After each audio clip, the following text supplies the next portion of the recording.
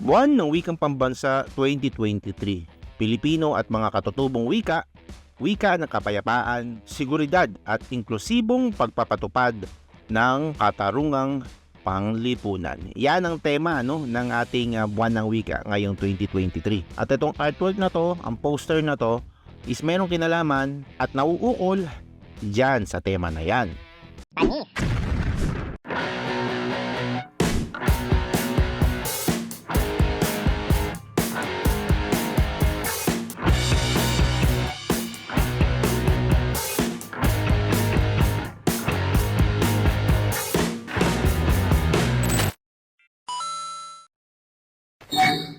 Ang gagawin kong substrate o pagdodrawingan ko para sa tema ng buwan ng wika is illustration board. Okay, maglalagay tayo ng tape or paper tape dito sa likod ng ating illustration board. Bukod sa kukuhanan ko siya ng video, so kailangan hindi siya gumagalaw, ang importante kasi na meron tape din sa likod yung ginagawa ninyo para hindi pa ikot-ikot yung inyong dinodrawingan o yung illustration board. Ngayon, kapag umaangat pa dun sa mga upper part at dun sa lower part, ilalagyan ko rin ng tape. Ang gagawin mo lang is gugupit ka ng ganito kalaki, tapos ibibilog mo siya, tapos yun, lalagyan mo na, ikakabit mo dun sa taas at ilalagay mo rin dun sa baba.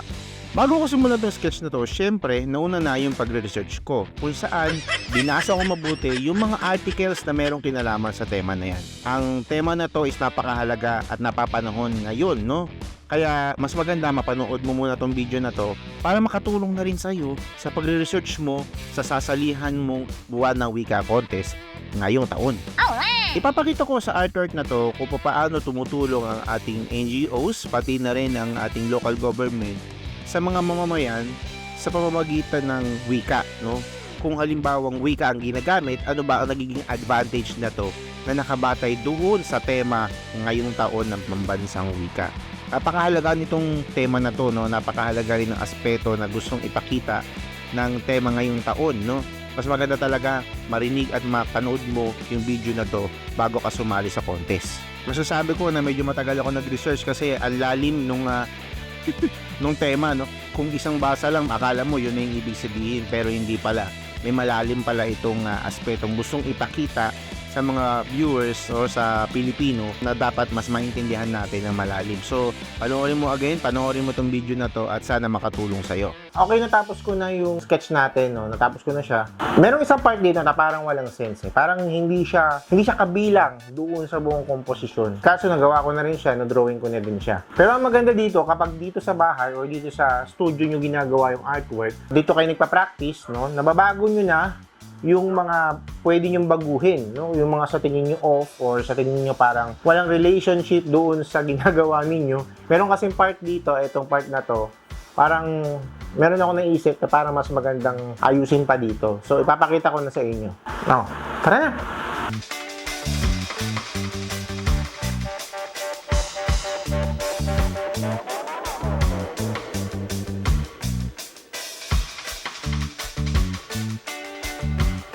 Ganito kasi yun, 2001 pa, nung uli akong gumawa ng art style na kailangan dito sa commission ko. Medyo matagal ko na rin na hindi nagagawa yung ganitong art style. Ang problema ko dito is baka makalimutan ko na. Pero alam nyo ba, nung ginagawa ko to dati, paborito ko to. Minsan nga, dapat mabilis ko lang siya matatapos, ginagawa ko pa siya ng matagal kasi nababamag ako at nakakawili naman kasing gawin. Pero sobrang gusto ko talaga tong commission na to. Ulitin ko guys, 4x6 feet siya. Ang laki dun. Sobrang laki. Pero syempre, kahit na challenging siyang gawin, kaya naman natin gawin yan. Basta may magandang komunikasyon kayo doon sa iyong kliyente. Ang tanong, ano ba yung ipipinta dito? Well, ang ipipinta lang naman dito ay yung karamihan yung nakikita ko nung bata pa ako sa mga bahay na classmates ko na may mga magulang na simal. Sinabi ko dati sa sarili ko na darating ang panahon, magdo-drawing o magpipaint din ako na mga ganyang painting. Mga naglalahihang barko, na mga nagagandaan alon, at mga maliliwanag na parola. At yun na nga. Ito na nga yung araw na yun. Be careful what you wish for. Kalimitan talaga nangyayari yan. Diba? Okay, simulan na natin itong project na to. Let's go! Isa sa mga ginagawa ko kapag ako yung ipipainting is tinatungin ko muna yung ating canvas. Ginagawa ko to Kasi minsan, masakit talaga sa mata kapag puro puti lang yung canvas na nakikita natin. Talaga nakaka-apekto siya sa ating visual. Minsan, nagpapanig ako kapag nakakita ako ng puti. Minsan, yung condition ko nasisira kasi para pakiramdam ko, ang dami pa puti or mga spaces na hindi pa puno. Simple lang naman ang pagtutuon ng ating canvas. Gagawin lang tayo ng sponge, and then magtitip na tayo ng yellow ochre na mas maraming tubig at yun ang ating ilalagay sa ating canvas. Basta kailangan as much as possible, wala matirang puting space doon sa iyo canvas. Okay? Gawin na natin.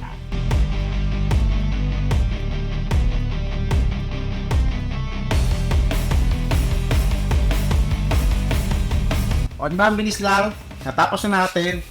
Naging na natin ang puna yung ating canvas. Nasasakit yung mata ko sa pagkagawa ko yan. Wait, patutuyuin ko lang to tapos mag-sketch na ako. Okay? Okay, smooth na yung surface. Maganda na yung surface natin, no? May kulay na yan, no? Sobrang smooth. Ang ganda. Pero syempre, bago ako mag-paint, kailangan lagyan muna natin siya ng sketch. At gagamit tayo ng lapis sa pag-sketch natin dito sa malaking canvas na to. Actually, meron na akong initial sketch dito sa painting na to. Yan, kung makikita nyo, wala kayong pakikinabangan dyan kasi wala naman talaga kayong maintindihan. Ako lang nakakaintindi yan.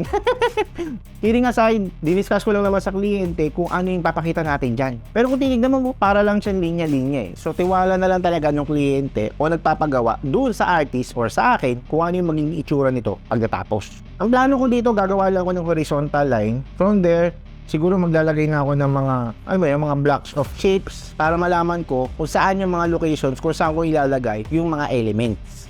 Okay, let's go! Mag-sketch na tayo!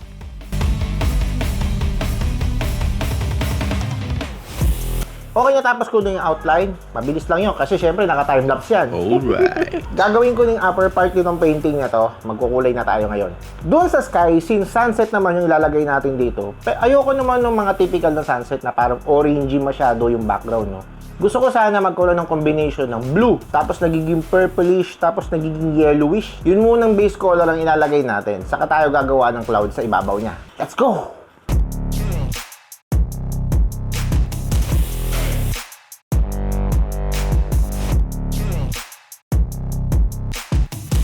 Kailangan natin mag-guantes. Madumi, oh.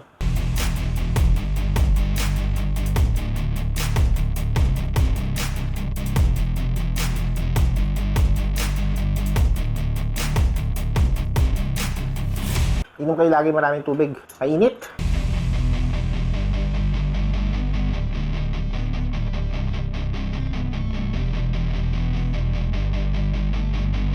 Okay, kung makikita nyo yan sa background ko, ayan na, oh, diba? Kita na yung mga brush strokes, no? Ganyan naman ang impressionism. Kailangan makita yung brush strokes. Also, ginagawa yon para makatulong ng mabuti dun sa artwork na ginagawa mo. Kailangan hindi siya masagwan tignan. Kailangan maganda pa rin siyang tignan kahit may mga brush strokes ka nakikita. At dapat hindi siya mukhang minadali. Dapat maganda pa rin yung pagkaka-execute mo. Okay, pagdating dun sa sky niya, dun sa mga clouds niya, gusto ko sana parang may, bukod sa blue, merong yung clouds niya is more or purplish na medyo nag-yellowish siya. Hindi natin magagawa yun. Papatungan agad natin tong ating artwork. Kailangan muna mapatayo natin siya. Actually, ang init dito, at ako naka-long sleeves, kailangan pa din na dapat tuyong-tuyo yung surface natin. At magagawa lang natin yun sa pamamagitan ng ating blower. Let's go!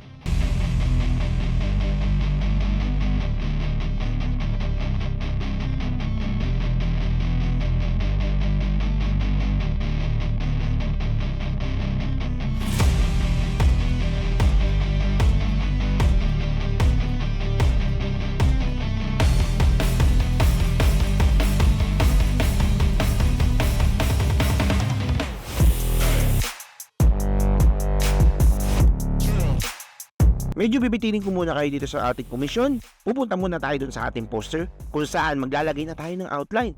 Let's go! Okay, natapos ko na yung sketch, oras na. Para gawin natin yung isa niyong paboritong part kapag gumagawa ko ng poster making artwork. Outline. Let's go! As usual, ang ginamit ko sa pag-outline is ang ating calligraphy pen.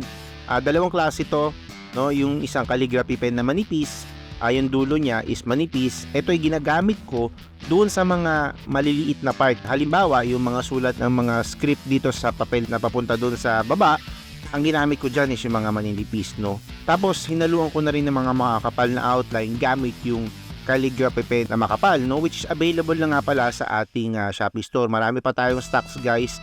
At may mga order pa akong parating na ready na siya. Halimbawang gusto nyong bumili na mas madami, syempre, para hindi na kayo kinakapos kapag sasali na kayo sa poster making. Lalo-lalo na pwede niya nga rin pala itong ipangregalo yung darating na bare months, no? Alam mo, napaka-effective talaga ng calligraphy pen, no? Kaysa dun sa dati kong ginagamit ng mga bullet pens, no? Yung bullet pens, yung mga dulo is yung parang bilog, no? Kasi maganda to, konting press mo lang, nag-iiba-iba na yung shapes niya, no? So parang masarap talaga siya sa matang tignan, no? At mas mabilis kang matatapos sa artwork mo kung sakaling mas marami kang linyang nagagawa sa pamamagitan lamang ng iisang hawak mong pen, no? O iisang hawak mong marker. Kasi hindi ka na paulit-ulit o para lang makagawa ng iba't ibang klase ng mga linya, no? Gamit mo lang dito is iisang pen na manipis, at kung gusto mong kapalan naman, kukuha ka na mas makapal na calligraphy pen. At yun na yung gagamitin mo para makagawa ng mas makapal na linya. Silipin na natin yung progress doon sa ating komisyon. Ha? Okay, tapos na yung sky. Okay naman yung sky. Maganda naman yung effect nga. Pinakita ko na rin sa inyo yung close-up. Oras na para gawin ko na yung dagat. Medyo matagal na rin na panahon nung huli akong gumawa ng dagat. Siguro nung college pa yata ako nun. Ang ginawa ko nga dun is medyo kalmado pa rin. Pero ang kakaiba dito sa dagat na to is very challenging. Kasi sa pagkakataong ito, maraming waves akong ipapakita.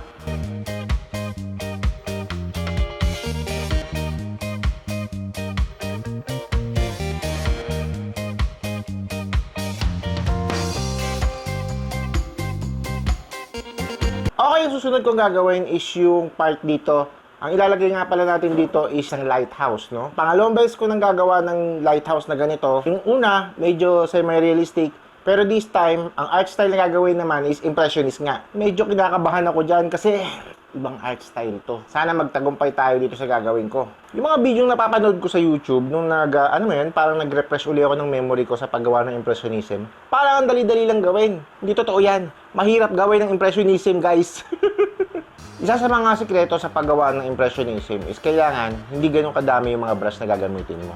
Tapos, pwede ka din gumamit ng mga palette knife para mas makita nila yung mga colors, no? Pati yung mga texture ng kulay na ilalagay mo. Isa yan sa mga importanteng gagawin natin dito sa ating commission painting. Let's go!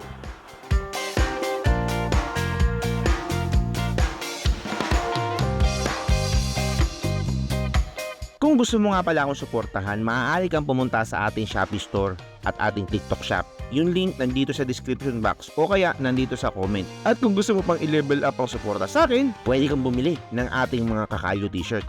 Yung mga iba dito, ako mismo yung nag-design at nag-drawing at nilagay ko dun sa t-shirt. Ito ay available sa ating Shopee store at sa ating TikTok shop. Balik na tayo sa ating video. Let's go! Ako lang ba yung may gantong hobby?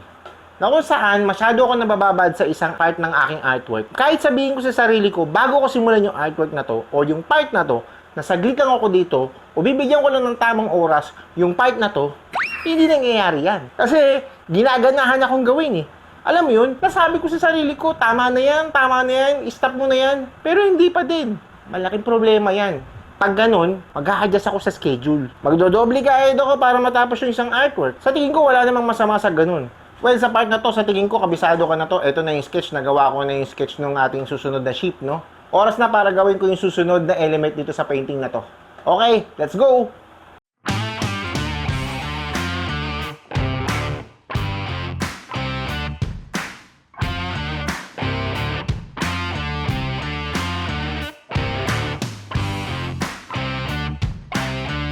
Okay, malapit ko na matapos ng painting na to. Kung makikita nyo, meron na tayong ship dyan. Dalawa na yung ship, no? Meron pa akong isang gagawing ship and then wave na lang ang susunod dito. So, pagkatapos ko na yun, ipapako na siya at ipapadeliver. O, di ba? Napaka-positive thinker ko lang sa part na yan, no? Okay, itutuloy ko na tong painting na to. Let's go!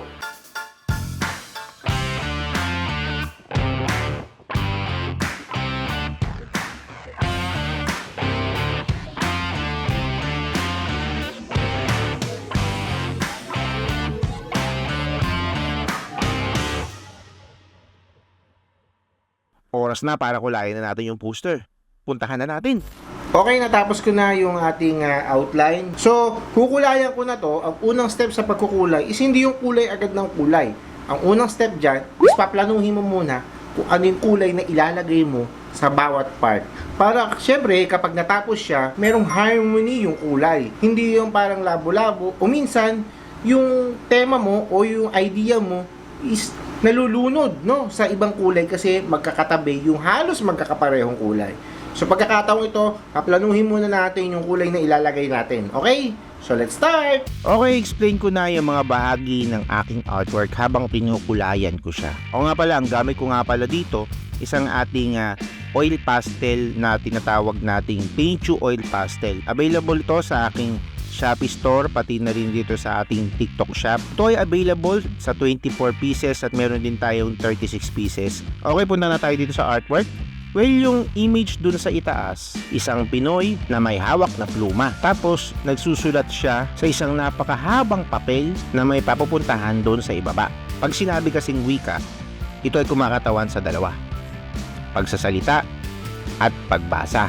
Maaari lamang mabasa ang isang bagay kung ito ay nakasulat. Gamit ang kanyang sandata, ang pluma, nagsusulat siya ng mga bagay-bagay na mayroong kinalaman sa ating tema. Iba't ibang bagay, kaya ang kanyang pluma ay may iba't ibang kulay. O nga pala, ano nga pala ibig sabihin ng pluma? Yung pluma pala is yung klasikong gamit sa pagsusulat. Ang tawag din nila dito na dati is dip pen. Ito ay isasawsaw mo sa tinta at tapos isusulat mo para makasulat ng iyong gustong sabihin. Sa background ng ating main character, nandoon din yung city. Isang gintong city na posibleng kumakatawan sa isang maunlad at masaganang lalawigan.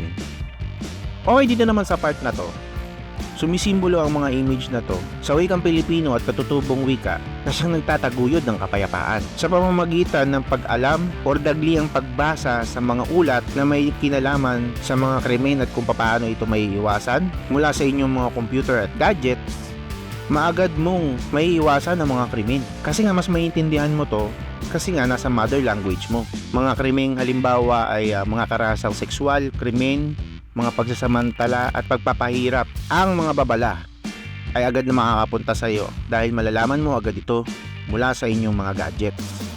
Sa pamamagitan din ng wika o katutubong wika, mas madali mong maire-report sa mga kinauukulan ang mga krimen na iyong nasusubaybayan. Agaran itong maaaksyonan ng ating mga kinauukulan gamit ang mga wikang impormasyon na iyong ibinigay.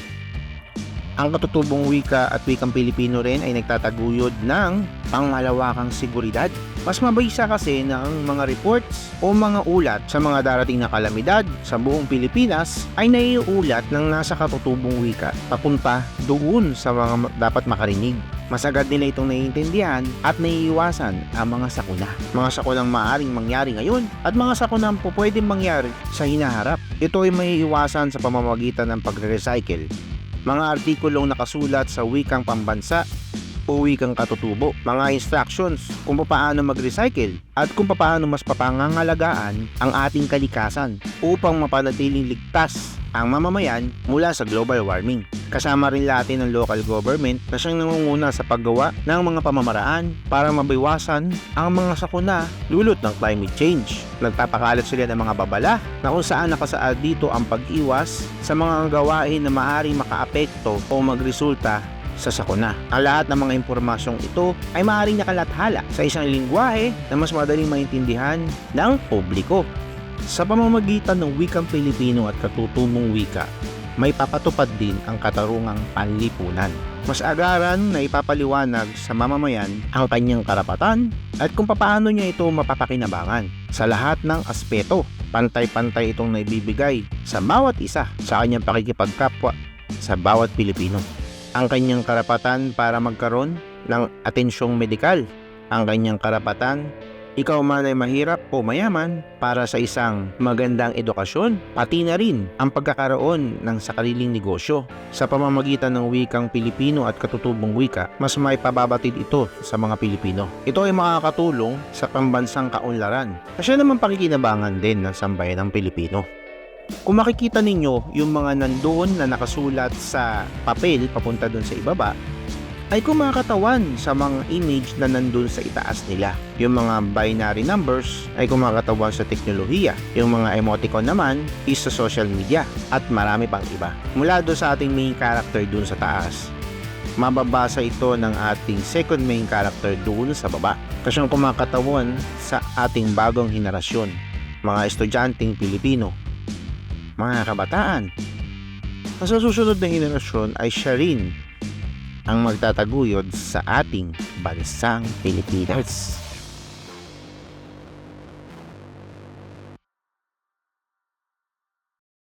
Ano bang ganap dun sa ating komisyon? Tara, puntahan na natin.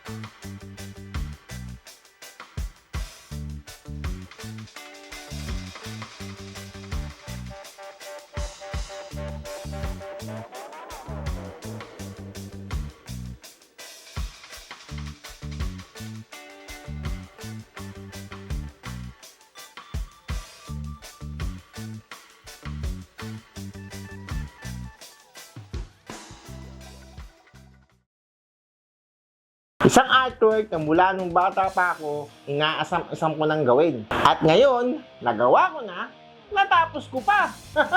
Masasabi ko na success ang proseso ng artwork na to.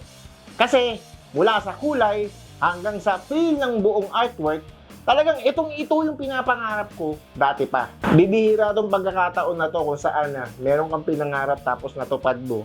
Sa future, nagawa mo siya. Anyway, alam ko na gusto niyo na makita kung ano yung final look ng artwork na to.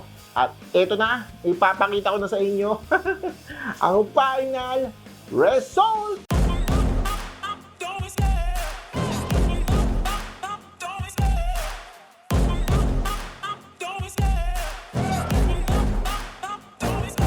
I love the chase and the hunt, and I set the pace when I'm running. I always take what I want and I always give it 100. Don't need a bank, no I'm funded. Play the game like it's nothing. I'm always thankful for something. Don't take for granted, stay humble. Now wake up! It's time to look at the enemy. Look in the mirror if he is no friend to me. It's not working out, maybe it's the chemistry. It's time to break up so I can make a better me. Better believe in your mind, cause it's everything. You can mold. Okay, sana nagustuhan niyo yung video na to. Hanggang sa susunod, paalam!